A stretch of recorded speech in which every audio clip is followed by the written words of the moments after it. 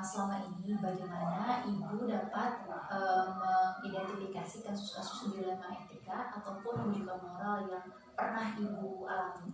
Ya, yang pertama tentu saja kita melihat dulu kasusnya, kemudian kita identifikasi apakah di kasus itu prinsipnya masuk ke ada rasa keadilan dan rasa kasihan, kemudian apakah di situ ada kebenaran melawan kesetiaan, atau misalkan kasus itu berimbas jangka pendek atau jangka panjang, atau di kasus itu betul-betul misalkan kebenaran atau kesalahan gitu ya. Maka dari situ kita bisa mengidentifikasi apakah kasus itu masuknya ke dilema etika atau kebujukan moral.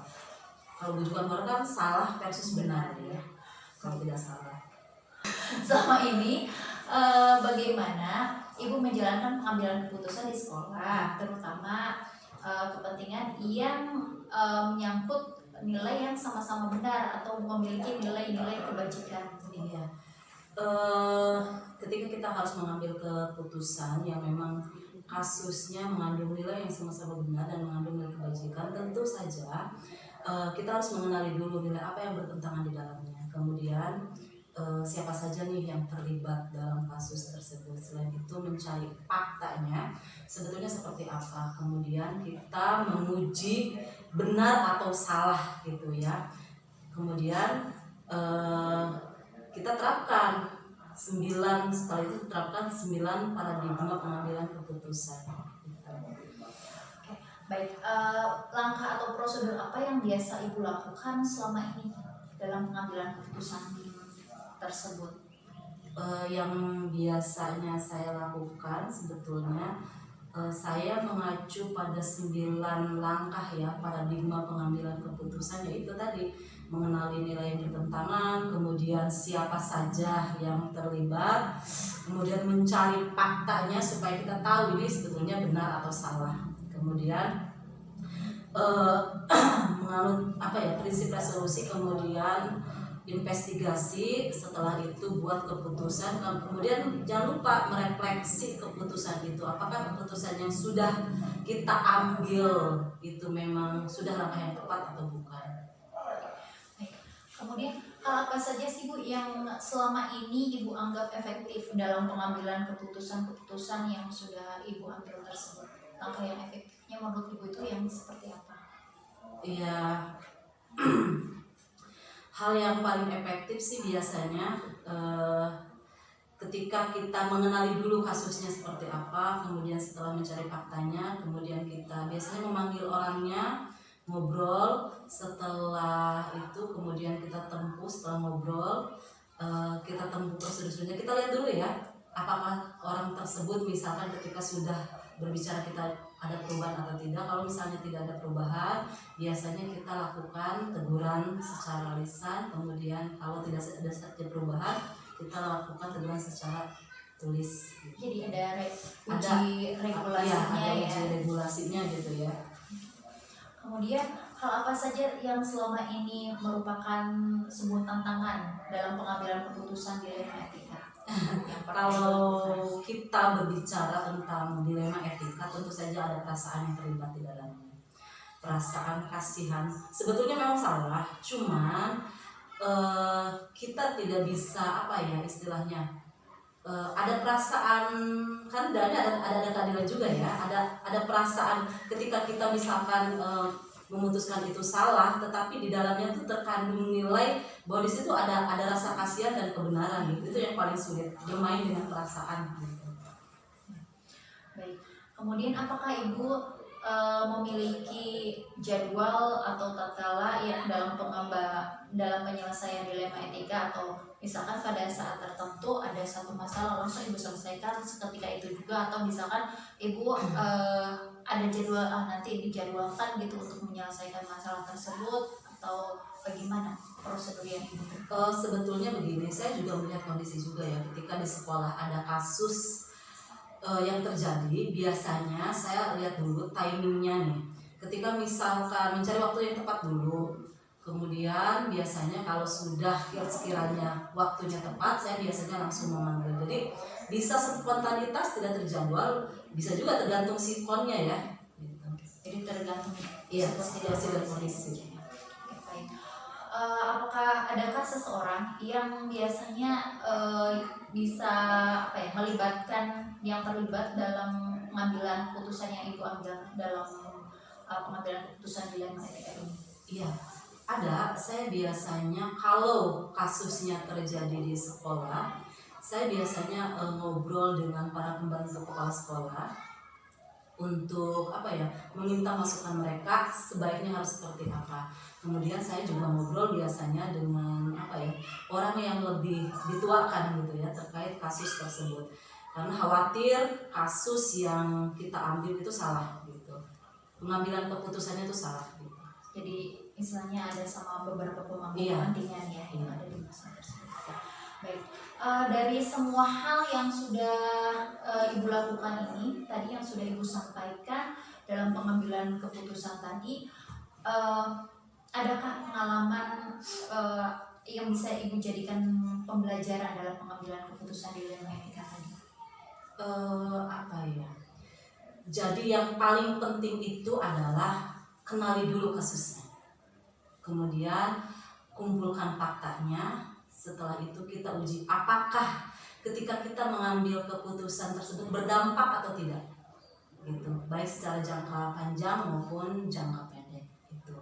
Kemudian jangan lupa meminta masukan lah dari orang-orang yang ada di sekitar kita, kemudian dari para pemangku kebijakan atau orang yang kita tuakan, supaya apa? Supaya keputusan yang kita ambil itu tidak salah. Jadi melibatkan beberapa pihak Bu ya untuk dalam pengambilan keputusan ini, jadi kita nggak bisa mengambil keputusan ini dengan keputusan kita sendiri. Iya, betul. Oke, baik, terima kasih banyak Ibu atas waktunya. Kurang lebihnya saya mohon maaf. Assalamualaikum. Waalaikumsalam.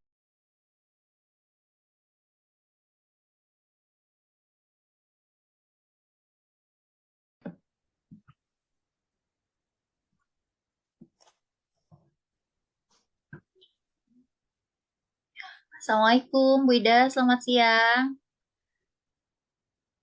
Waalaikumsalam. Siang Bu Hani, sehat Bu? Alhamdulillah. Bu Ida, mohon maaf mengganggu waktunya sebentar.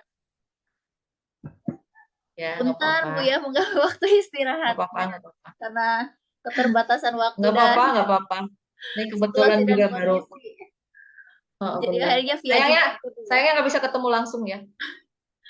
Ya punten Bu ya. Siap-siap, ayo, Izin nggak Bu apa-apa. ya, Iya, nggak apa-apa, nggak apa-apa. melakukan wawancara terkait dengan tugas dari calon guru penggerak angkatan 6 tentang pengambilan keputusan dilema etika. Mohon izin Bu ya untuk meminta waktunya sebentar saja. Ada beberapa pertanyaan boleh. yang ditanyakan, Bu ya. Selama ini kan Ibu sebagai kepala sekolah di SMP 5 Cihara, bagaimana Ibu bisa mengidentifikasi kasus-kasus yang merupakan dilema etika atau bujukan moral? Kasus-kasus dilema etika dan bujukan moral. Kalau yang saya ketahui gitu ya, dari sudut pandang moral dan hukum, kalau misalnya bujukan moral itu kan lebih ke kaitannya kayak ada sesuatu yang benar tapi sebetulnya salah, jadi benar lawan salah gitu ya. Jadi ada bujukan yang menggugah moral kita untuk melakukan yang benar versus salah gitu ya. Tapi kalau misalnya dilema etika itu, kalau yang pernah saya pelajari memang terkait dengan apa ya namanya dilema, berarti dua-duanya benar gitu ya. Jadi benar lawan benar gitu. Akhirnya memunculkan sebuah dilema di mana ketika sudah muncul dilema itu kan ada semacam etika apa nih yang pantas gitu ya nanti untuk diambil sebagai suatu keputusan gitu. Itu kalau menurut saya ya, ada bujukan moral berarti benar lawan salah gitu kan. Kalau dilema etika berarti benar ketemu benar gitu ya. Lalu kemudian Bu, bagaimana menjalankan pengambilan keputusan di sekolah Ibu, terutama kepentingan yang sama-sama benar dan mengandung nilai-nilai kebajikan yang tadi dilema etika? Ini yang agak susah nih.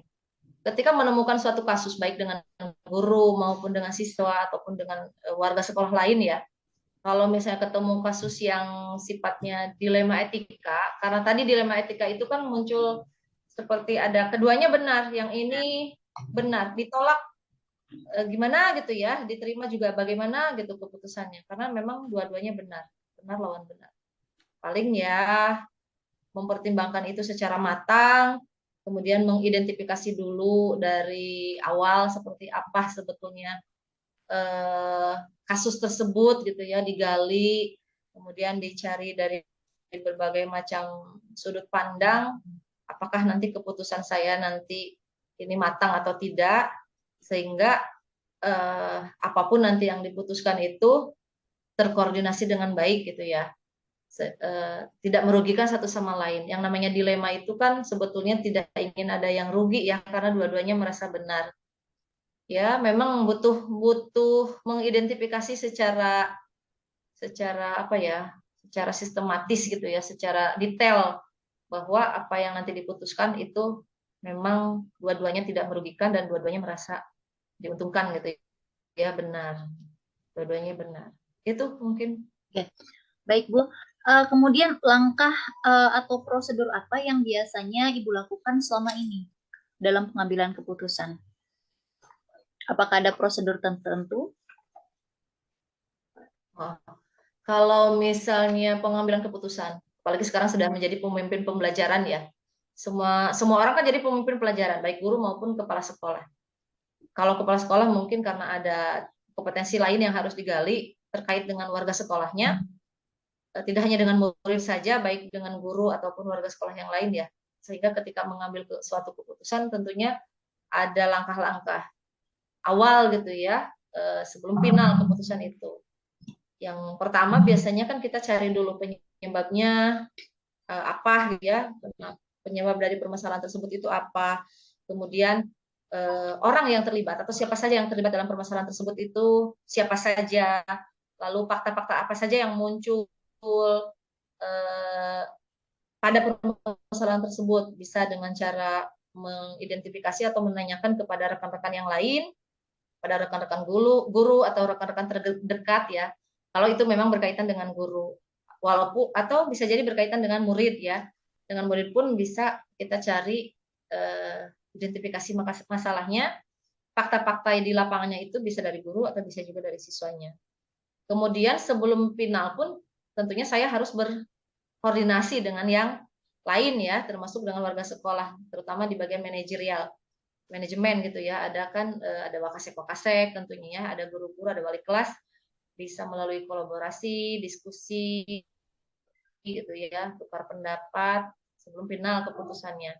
Dan ketika sudah ada kumpul berbagai macam pendapat itu dari berbagai macam guru tadi ya, atau dari wakasek tadi, tentunya kan akan muncul alternatif tuh. Dari alternatif itu kan kita bisa simpulkan solusi mana sih yang paling tepat yang bisa digunakan untuk kita ambil sebagai suatu keputusan. Akhirnya dengan mempertimbangkan mana yang bijak ya menurut kami semuanya yang pengambil keputusan, dan finalnya mungkin keputusannya ada di saya, dari berbagai macam sudut pandang, akhirnya keputusan itu kan bisa diambil berdasarkan nilai-nilai kolaborasi yang tadi ya. Jadi tidak semata-mata itu diambil oleh sendiri gitu, dengan mempertimbangkan banyak hal lainnya.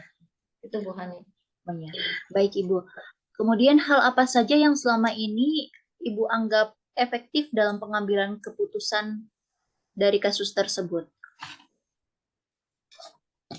Oke, efektivitas suatu keputusan tentunya kan kalau tadi saya ceritakan dari langkah-langkahnya itu ada banyak ya.